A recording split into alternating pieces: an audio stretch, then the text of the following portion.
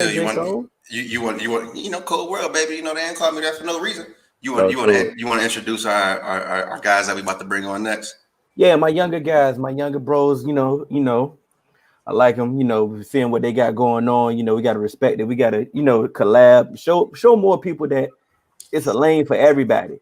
Um, they took a little, not a little curve, but they've been real positive lately, doing a lot of more interviews, a lot of more business owners, a lot of more, being more positive people in the community, a lot of more interviews. They've been doing a lot of, different things other than the normal just sports stuff. So they changing the narrative as well. It's more narratives to be changed, you know. That's a fact. They going out here, my guy Cal. I'm gonna call yeah. Fudge. We out here, you know.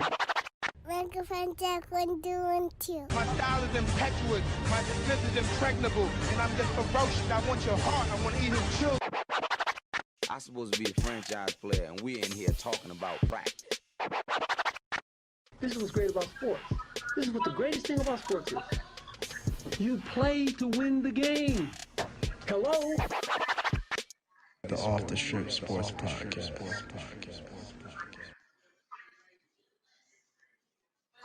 Well, y'all got that sexy ass voice at the end of y'all damn intro. What's good, Fudge? Yo, what's good, fellas? What's goody, fellas? Not much, man. How y'all doing, man? Everybody chilling, man. Great, man. Thank you for joining us first before we go anywhere. Hey, look, tell the people where they can find y'all. All right, so, my name is Cal. That's my guy, Fudge, or whatever. I'm his guy, whatever you want to call it. But that's my guy. But yeah, we got a podcast that's virtual. You can find this online you type in Off the Strip Sports Podcast, and we'll pull right up. You can also type in, if you're familiar with Linktree, you just add OTS Sports to the end of it. But other than that, man, yeah, IG, Twitter, Facebook, YouTube, we go live every Sunday. And yeah, man, like you were saying in the intro, man, just changing the narrative a little bit, or just honestly just setting the table for anything anything to talk about that's around sports and sports culture. Because, as Black men, I feel like that's kind of what we knew from the beginning. If anything, it was consistent in our life, sports was. So, that's one thing that I kind of like. I like to harp on. So, but yeah, that's where you can find us, man. I love it, man. I love it. All that. So, I mean, yeah, you handle it for both of y'all. But Not bad. how long y'all been doing this? How long y'all been doing this for? Let the people know. What you got, Fudge? You tell them. Right, Cal. So we started in back in 2017? 17. It was 17 because 2018 we was hitting a year. So it was honestly, I kind of kicked it off. I was in school getting a sports degree, and I was just trying to find, just trying to explore the different lanes of sports and whatnot. So I was working for a sports company. I was getting my degree, so I was like, I wanted to try something else. So I was like, around the time the Joe Budden podcast was booming. I don't know if you guys ever heard of Tax Season. Tax Season was one of my favorite podcasts. Free Tax Season, Free Tax Stone. Yeah. All the. I just want to do a podcast. If you do the podcast in the bean, that's fine. Like, give my man the mic. I'm about to say, send him a mic. I mean, he on camera. No, they got him on camera. Hey, whatever they say he did, he might have did that shit. He did that shit. But no, like tax. So those podcasts were like booming around that time frame, and I was just like surrounded in podcasting. So I was like, let me see if I can create my own lane. And so that's kind of how it kicked off. Me and Fudge, it's crazy because like me and Fudge both from the 7-5, but we never met each other till we moved to Vegas. And we met out there, and I was like, obviously, he's a sports guy just like myself. And I was like, yo, you trying to come on the pod? I'm starting this pod. You trying to come on from time to time? And he was like, cool, bet. Why not? So we did one episode, and the next thing you know, we were just locked in every week. So absolutely. Since 2017, we've been rocking. We took a little bit of a break in 2018 through 2019 just because just life, this life happened, and I got a new job. Futch was moving, we was maneuvering, a lot of different things was going on, and so for me, like I felt like I couldn't really do the podcast because I wasn't going to give it everything I could just because I have everything going on. I'd rather put out something like that's 50%. I'd rather put myself in a position where I'm at 100. You get what I'm saying? So, yeah, 2017, man. So we're gonna jump right into it, talking about pulling your weight. Daryl Morey, he left Houston. He joined Steve Nash. I mean, he joined Philly. My bad. Yeah, Philly. Yeah, Right. I'm thinking about D'Antoni too. Okay. Daryl Morey, he joined Philly. What do we think about that? Like, I mean, has anyone really failed up as well as him? Like, to literally be unemployed for like, what was it, like a week and some change? Fact, yeah, he wasn't unemployed for long at all. Honestly, I thought it was a bit of a surprise for him leaving Houston. Well, I guess not really when they've been taking L's the way they've been taking L's, and he's been behind. Like they've gotten to a certain level, but they just couldn't been able to get over that hump. And he's the architect. And he was the architect behind all of that. So I think that there's some validity to that. Like, but there was some proven success. And honestly, like what he got to Houston, Philly, in my opinion, it was not there. You know what I'm saying? Like Philly wasn't reaching levels that Houston reached with the help of Daryl Morey. So now you got Morey and Doc Rivers in there. It's just a fresh canvas. It's just fresh faces. I hope they get Ben out of there, but that's neither here nor there. But yeah, I think I think they're looking at it like a fresh start type thing. Yeah, I don't think it's going to be fresh faces for long because I think Doc Rivers and Daryl Morey are going to throw hands very soon. Because I don't think Daryl so. Morey. What? Daryl Morey is an analytics guy. Guess what? Doc Rivers is not. But look, what have we always said? What is it going to take? It's going to take both, right? We have said that. They now have both. They both understand that these not rookies. These are seasoned guys who know. Let's hear me out. Doc Rivers was already there. Morey is coming, right? He knows that Doc Rivers is there. He knows he's not an analytics guy. You don't think they've spoken? Bro, we're going to mesh this thing together and we're going to find a middle point, which is what Cannon has always said on here. If you take the analytics and then you take a basketball guy who can use the analytics for what they're worth and not just put them in a vacuum and just follow them blindly, then you can have success. And I think, I'm not saying success in the championship. I'm saying success in better than what we've seen out of Philly recently. Facts. That's why I hate Cannon sometimes, because he says some things that just make you be like, God damn it, he making some shit. Because I hate the hire. To me, this shit is terrible. It is terrible. It's trash. But what Cannon said made some sense, though, bro. It made some sense. So I'm gonna shut the fuck up. Yeah. Fudge, you ain't said nothing. Go ahead, jump on in here, big dog. Fudge like who Daryl Morey?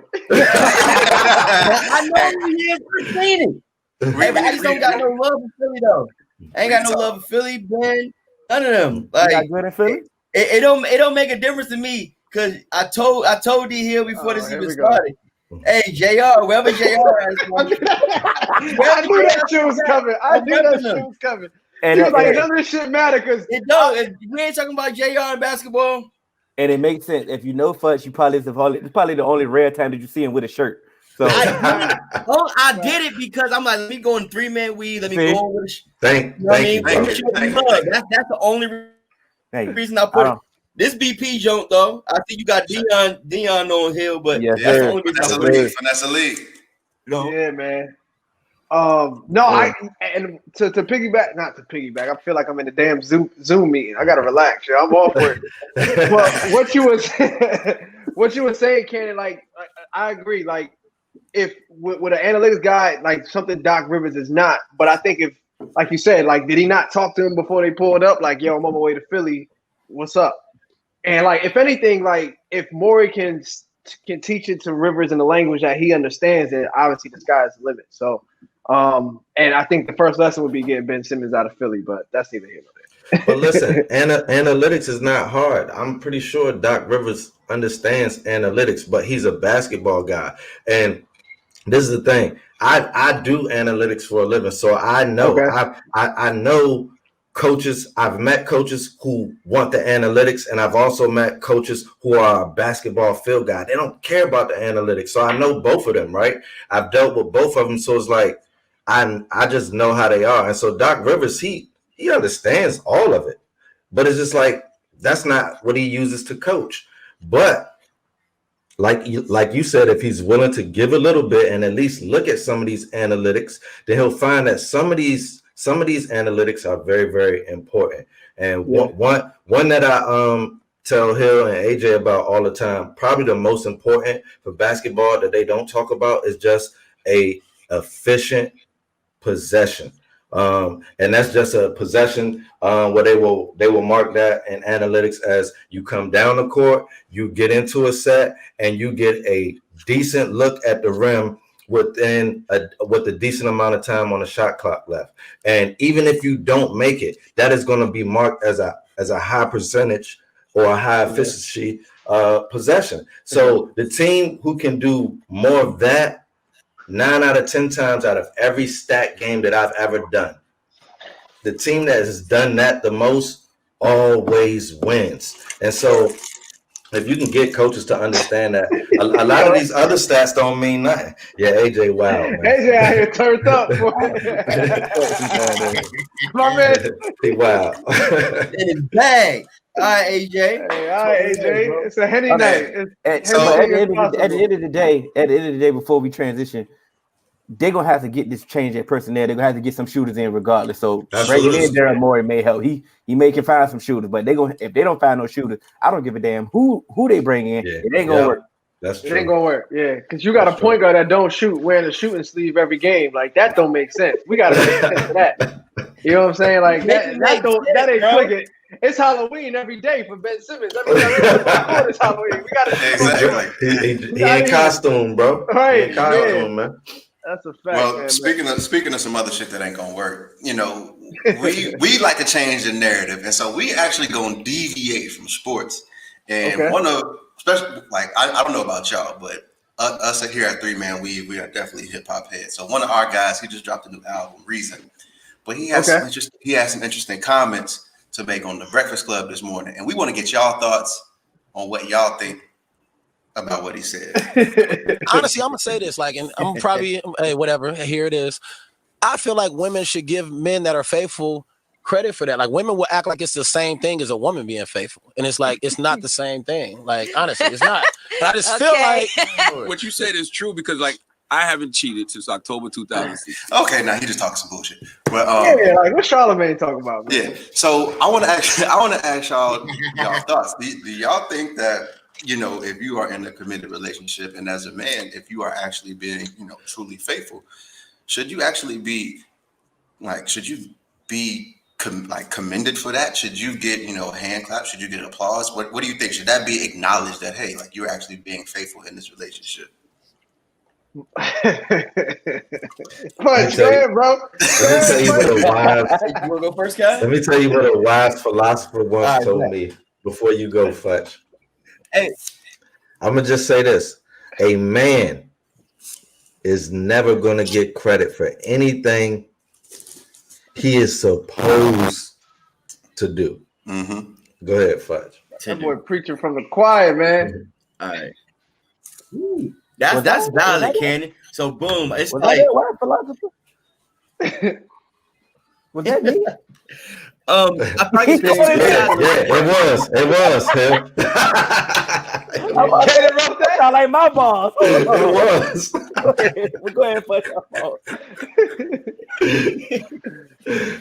It's two sides to the same coin. Like you said, like when I take that knee or take that step, I'm gonna do as I should, right? But at the same time, like women, the way they think, the way they mind go, like you don't answer the phone one time, you 5 minutes late to the crib. First thing they thinking is you fucking with that girl or that, you know what I mean? Whatever. So I'm a firm believer of energy is neither lost nor destroyed. It's transferred. Like, I want that energy for when I'm being faithful that you was given when you thought I was cheating. But no, like I shouldn't receive it. It shouldn't be like just free bands, like you being a faithful dude. Here goes some love, but it's just it's the energy portion of it. Yeah, but at the same time, I agree 100. We should do that. but we have a stereotypical like film over us that like we're cheaters, like men, black men are cheaters, and it's a whole hashtag out right now that black men don't cheat. Yeah, but it's there because all men cheat, all races cheat, whatever the case may be. But it's just the fact that people are always pointing the finger at black men for doing something, and it's became a joke that black men don't cheat. But we ran with it because it's like, you know what? Let me prove that I was cheating before you just accused me of cheating and everything else that was going on in the world. So no, we don't.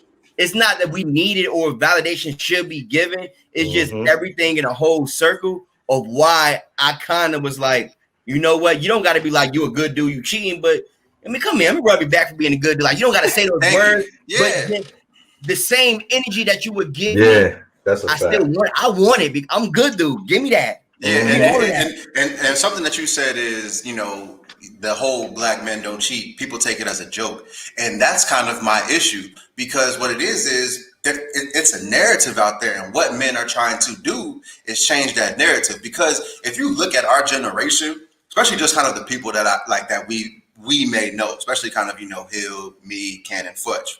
Like, if you look at some of the people that we know a lot, like as we've gotten older, we did some shit in our younger days, but now there's a whole bunch of people we know that had committed relationships, married, family men, stuff like that. And so what I think, to me, why it's kind of an issue is because that black man don't cheat. Still, we post that, but then women will be like, we're joking about it. But no, what it is we're actually trying to change a narrative and actually make it cool to be, you know, in a faithful, committed relationship.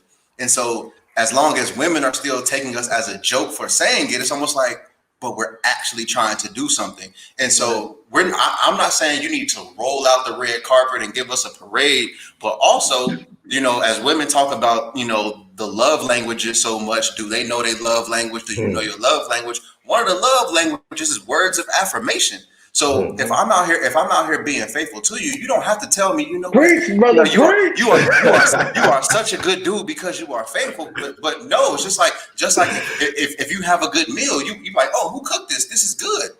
Tell me when I do stuff is right. When I go out, don't give me a hard time before I go out to try and ruin my night. Just because you don't know what I'm doing. Like, just believe in me. Let me go out, have my fun, and let me come home to you like I do. Mm-hmm. I agree with all of y'all, man. Yeah, Futch, Futch, you that AJ for sure. Nah, Futch, I definitely agree with that as far as the energy thing. My question to you is like, I mean, when you ask me that question, is like, should we be commended? My question back is like, how? You know what I'm saying? Like, I don't want to pat on the back for that. I don't, you know what I'm saying? Like, if anything, like we were saying, like that. Here's energy. And that's my rebuttal to that. Women always say actions speak louder than words. Prove to me that you enjoy me being a faithful man. When I come home, when I come home and I have a hard day, don't start shit with me. You know what? Think about the hardships that I went through. Think about the good things that I do for you, and be like, Women have to learn how to pick their battles. So if you realize you got a good dude, and you know what, I go to work every day, I work hard for you, I provide for you, I protect you, but I left the toilet seat up. Don't when you come in the bathroom, be like, why the fuck you leave the toilet seat up? This and that. Right. Understand that I work hard for you. I do the things that I'm supposed to do. Shout out to the women that do, because it's a lot of women out here that do. Like you said actions speak louder than words. There's a lot of women out here who make it a point that when their man come home to not stress them. Can I just get some head? To not stress over that was the handy. To not stress over something small like the toilet seat. Exactly.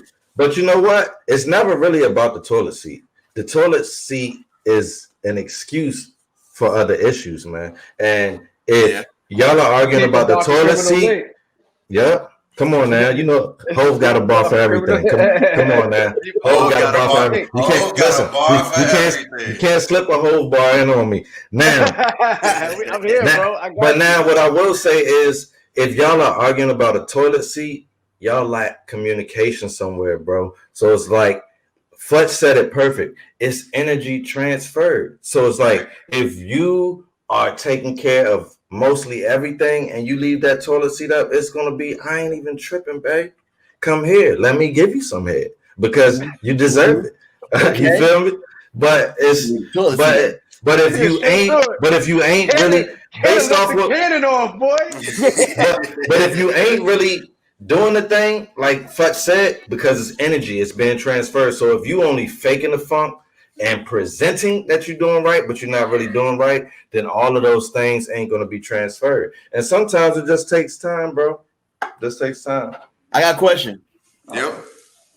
So when it comes to like what the question was, like men should be validated for being faithful and this, that, and the third. I feel like men also think differently. Like we're not thinking that our girl out doing the next or whatever. With that being said, I feel like the same amount of men cheat, that the same amount of women cheat. Absolutely. The difference with us though, we not thinking that. Like we at the crib watching football, drinking a beer, drinking Henny. You know what I mean? Like we not putting those thoughts, though, that energy cannon into the world, right? But some of us can actually do that, but some men are actually getting cheated on OD, but women are just way more smoother. We think no. I disagree. Women are better, AJ. No. Here, they're better at it. Cannon, let me tell y'all why women are not better cheaters, even though they cheat at the same rate. Women are not better cheaters because guess what? If a woman in a relationship is messing with me, guess what? I'm not about to be like, you know what? I want to be her man now. I'm going to start, calling late at night. I'm going to start sending text messages when I'm not supposed to, things along those lines. Most men, because what it is when men have sex, we have sex because we just want to have sex because our ego and we just want to do it. When women do it, they say it's because there's feelings involved. So guess what? If a woman is doing it, she's doing it with a man. Going bad. And a woman's doing it with a man, and most likely that man that she's doing with don't have those same feelings. But that man that's doing it, he's just doing it on the side, and that woman that she's probably gonna do it with is gonna catch feelings. So that's why I was gonna get right back.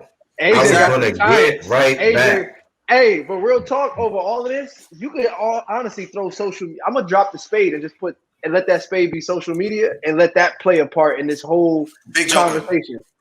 Big Joker. I'm taking everybody's book. Everybody's book is mine right now. Hey, Big Joker.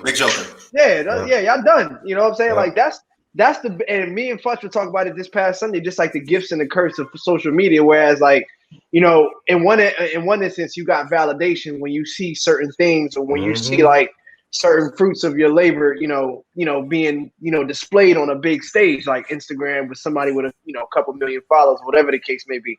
Like that's the gift to it. And then a curse could be a situation like this where you just have someone that's a bit insecure, probably not because of you. Let's take not because of you for example. Past experiences. You know what I'm saying? Just whatever she had went through before 2000 and whatever when she met you.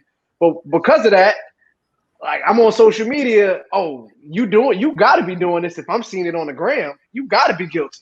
You know what I'm saying? And so it's like, yo. Nah, it's you got to keep that same energy when I'm taking care of business versus like whenever you just you on the gram and you and your feelings. And what I think is what women need to realize is just because we are in a relationship now, don't forget who I was and don't take me for granted because you wanted me for a reason. You didn't want me because I was just some nobody who stood in the corner and nobody knew. You wanted me because of some things that I brought to the table. You wanted me because I'm attractive. I put up a double every night. Exactly. It's a reason you wanted me, and it's a reason why I attracted to you, just like why I was attracted to you. So for me, it's like don't forget, like I'm doing this for like this is a conscious effort that I'm making. Like, because I could have still been doing something, but I'm actually making a conscious effort to be committed to you because I could be doing whatever. So you have to remember that and you have to take that into account. Did you put that one comment up here? How you put the comments up, man? Which one? Which one? Man, get Ken and put that comment up, bro. You gotta hit show, but which one you talking about? Yeah. How you highlight it like that? Yeah. There you go. It popped it popped right up for me. I don't know what you got going on over there, brother. I'm sorry. Going old, bro. Old is going old. But I mean, at the end of the day, y'all been saying some great things about this situation. I've been sitting back and I agree with everything everybody said. Appreciation just goes a long way. Like you said, we're not asking for a countdown. Like, oh, he didn't cheat in this amount of days. Oh, he didn't cheat in 20 days. Or he didn't cheat in 60 days. We're not asking for that. Like, nobody's asking for that. But what I'm saying, we like, hey, look, I see you, bro. You know That's it. I see you. Oh, you out here. You doing your thing. You out here. You know, something simple, something small. It's something, and that goes a long way. But they really don't understand it. But all they heard when they heard Reason say that, they heard, oh, he want $1 million. You want a championship parade? Right. You want that?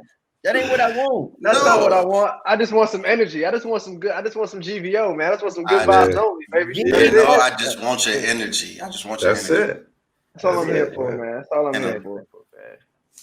You know, and yeah, man. It's solid. That was great. Energy. That's it. More of the story. Keep that same energy, baby. Pretty much. Because think about it. When they want to hear that. They want to hear they appreciate it. They want to hear they doing the right thing. They want to hear they look good. They want to hear, they want to hear all that all the time. Hey, you good, El? You good? I'm great. Hey, that's you know what I'm saying? If she does not enhance your life, then why continue? But see, this is a good question because this is a good question because guess what? It's a different standard. It's like as much as women say they don't like double standards, they try to kill the double standards and stuff like that. This question right here is a double standard because guess what? A woman will expect you to be there to enhance their life and push them forward. But if a man is looking, for time and to get on his feet, but say, hey, look, I can make you happy. Nah, what more can you do besides make me happy? Can you provide? Can you protect? A man can't come to you with empty hands and just say, I can make you laugh. Mm-hmm. Let me waste your time real quick. That's pretty much it. Yeah. And, I can make you laugh. You got some time. Chris Rock said it best.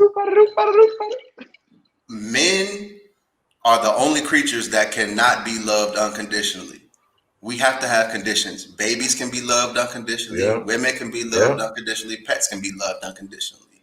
We have to have conditions. Can you provide this? Can you take care of this? Can you help me if this goes wrong? I'll love you, but exactly. And so it's a little bit different. You can't say if she doesn't enhance your life, why continue? Because Chris Rock be spitting facts, bro. Hey, do men not do we expect too much, but are like as a whole, are the bars too high? Because I find myself always like I think men's bars are too low. I think men's bars are too low. I think men's bars are too low because of what I just said. As much as women like to say that they take in a man and make them a reclamation project and they change them and they make them this. How many women have really come into a relationship with out of pot to piss in, but they come with a good dude and they take care of them. They come and say, "Oh, I want this, I want this, I want this," and the man does everything that he can to provide that, but he's still like, "Oh, but you don't do this." Like, I think men need to start holding women to a higher standard, actually. And that's the gift of the curse, like you said, Kyle, about social media. You can see some of these joints they ain't shit. But you want a Birkin? But you want a Birkin? But you want to be in your bag. Try to hold yourself to a higher standard. Like, look, you can't even talk to me, shorty. Like, it is what it is. Like, you got to read this requirement to talk to me, shorty. We got to start, holding them accountable as well. Like I said, we got to set the bar higher, but it is what it is. Hey, Hakeem bar a little low. Hold on. I don't get me. See where our bars at? You see where our bars at? That's a trap though, King. That's a trap for sure. Hey, I'm with Clutch. That's not getting me. And King, right but there, see, man. It might get you an interview. Keem not falling for that neither. Keem, listen, man. Keem loves substance more than anybody else that I know. So it's like I don't even know why he said that. That's why he laughing. Hey, let my man have his safe space, man. Safe space, man. This is a safe space. My fault, bro. For sure, man. So what y'all got coming up next, y'all? Off the strip? So we just finished up. The segment. We had a black business near you, where pretty much we tapped into a bunch of different black brands across the country. A lot of it being, just friends that like we just connected with, because like we were saying, like we, a lot of the things that we utilize, it's off word of mouth. Like I might have a guy that does graphic design, or I got a homie that does this, and so we were just trying to put that platform out there. Like, yo, like you don't need to go to that top brand. Like we got folks like on the ground, like ready and able. So we just finished that up. But going into November, man, we just gonna keep that same energy going, getting different people. We definitely want to keep the sports vibe going. This weekend, actually, we got a Chicago Bulls veteran pulling up to the show. He played for the Bulls. Yeah, man, he played for the Bulls, the Jazz, the Timberwolves, and I want to say Portland as well. But so we're looking forward to having him on, man. And honestly, if you saw the first episode of The Last Dance, then you know why I'm looking forward to having him on. Because we're gonna ask some tough questions at we're gonna ask some tough questions at OTS, man. But yeah, no, we looking at we just trying to just set the table for anything sports culture, and because I mean he's honestly like, although he's an NBA vet, he's doing he's an entrepreneur as well. So like he has his hand in a couple of things out in Vegas. So we're gonna get to know him on that end, and honestly just get to know like the NBA as well, like during that time, and if whether or not LeBron can survive or not, like now we got somebody that can tell us, but either way, I don't think they're gonna be honest regardless, because they be biased about their era, but that's neither here. Yeah. Hey, You're right about you think that. LeBron Still gotta ask him. in the Kobe era? LeBron played against Kobe. What you talking about? I mean, not Kobe, The Jordan era. Jordan era. Yeah. Yes, absolutely. Because LeBron is big. He's big, bro. Because guess what? At the end of the day, like everyone is going if it's what you have to be a part of, you are going to adapt. You just adjust. You have to adapt. You have to adapt. And you play whatever era they give you. And you can't say LeBron can't adapt, because LeBron came into the league and he couldn't shoot. It's hard to adapt from a cold line from hell. You said what? They wasn't always doing that, bro. They wasn't. I mean, Larry was wild. You said the clothesline from hell, bro. But look, if those sorry players like Kurt Rambis can survive it, then you telling me Bron couldn't survive it? Hey. All I'm saying is we saw a lot of crying from Bron in the finals. Like every single time he got touched on the way to the basket, he yelling at the ref. Bro, I saw a lot of crying from Kobe before. That's politics, bro. That's also don't be fooled. He was Jordan was the number one crier, bro.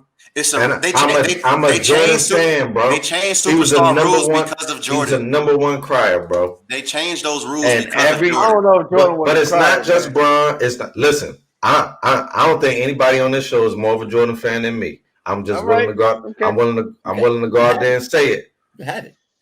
I'm willing to go out there and say it. Much like you got it. And literally, I've seen the games. A lot of people only seen the highlights. Like I lived those games. Like I could tell you where I was at when they happened. All the playoffs since '88, right, Kenny? You've been listening, bro. You've been listening. Repeat that. He's been watching all the playoffs since '88. Every single one, bro. I haven't missed, bro. Every playoff game. All right, word. I was tuned in that cast. I was tuned in. So look, yo, I appreciate y'all. You know what I'm saying? Off the strip, it's Kyle and Fudge. OTS, baby. OTS in the building, man. Y'all got it. We gonna, we might do this again because that got a little intense. So we might got to. Hey, we gonna pull up on them. We pull up on y'all. Yeah, y'all pull up on the strip and we'll do it like that. I'm trying to do a live show in Vegas. What's up? Hey, Fudge, line it up, bro. Because I didn't line it up, bro. No, but listen. I'm trying to do a live show in Vegas, Fudge. We got our 100th episode, Fudge. Line it up. I Line We it got bet. a up, 100th man. episode coming up, man. Hey, listen. Somebody owe me a flight. I'm gonna figure it out.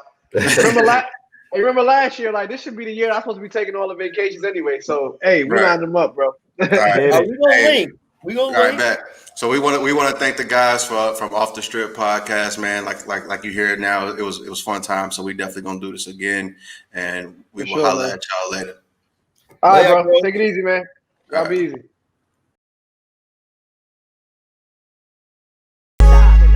Doing things you can't believe. It's the 3-man week. We come at you with topics. No, you cannot stop it.